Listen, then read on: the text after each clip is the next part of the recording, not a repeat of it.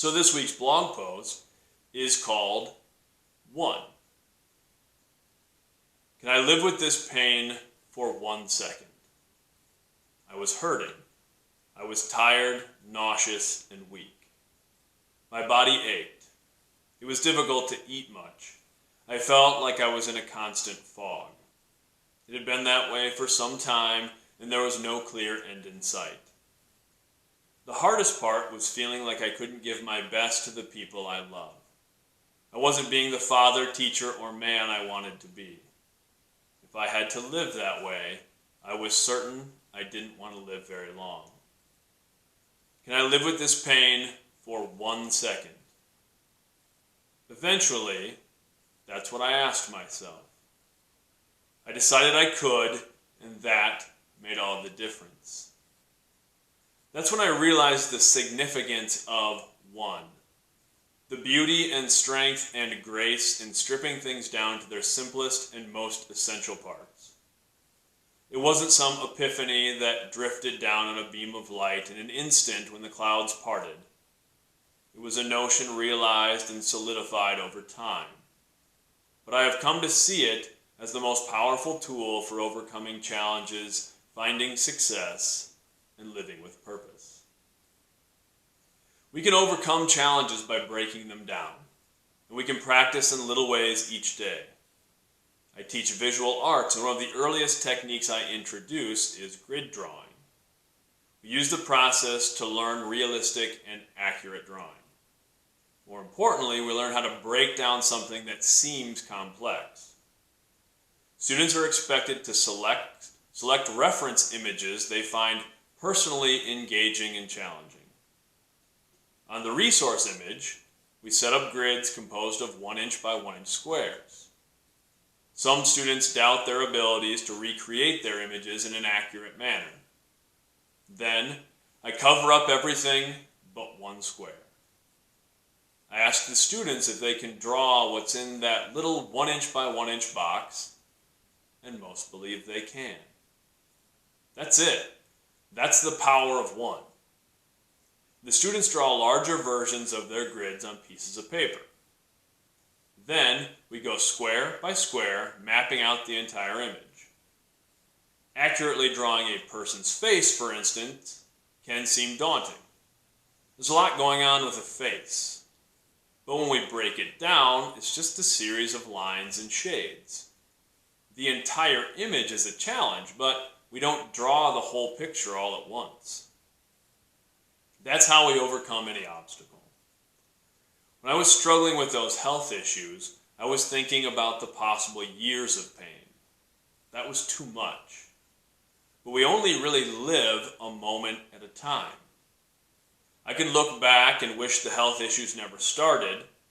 I could look ahead and hope they wouldn't continue, but I could only exist in a single instant, whether I liked it or not.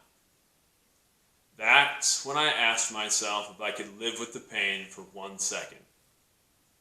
I knew I could because I already was.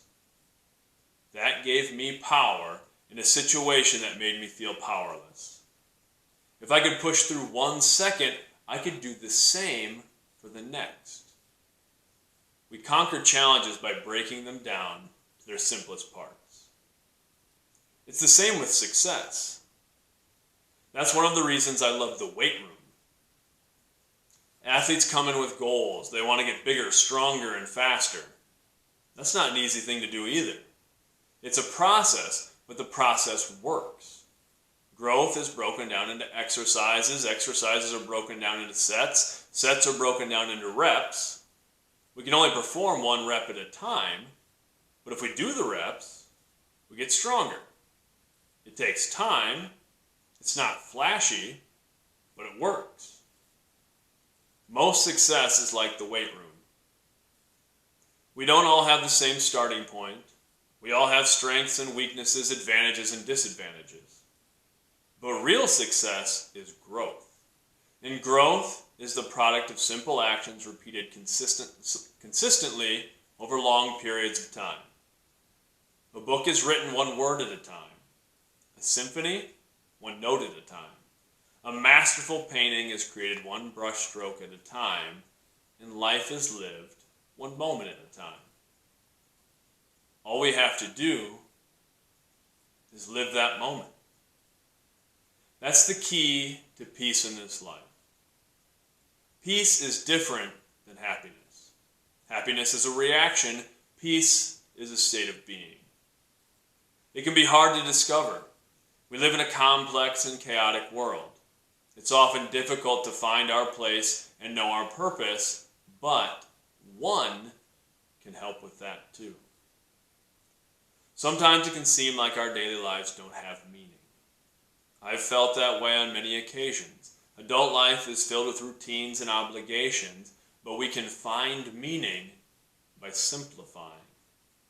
We have to cut through the noise to find the things that really give us a sense of purpose.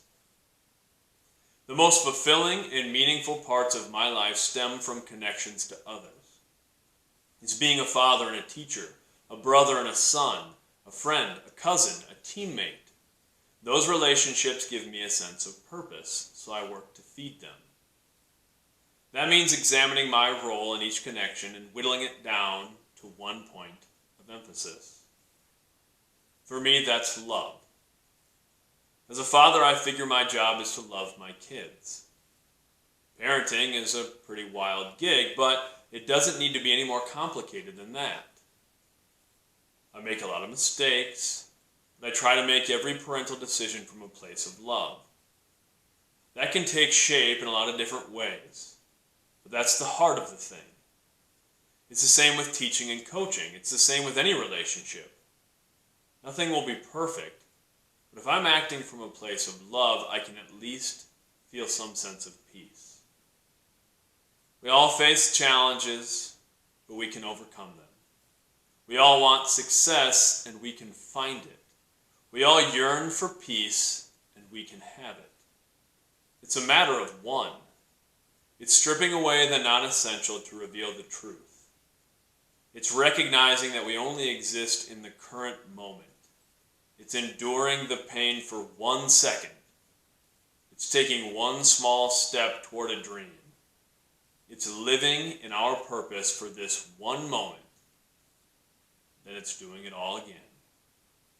One might seem insignificant, but that's what makes it special. One is almost nothing. That makes it everything.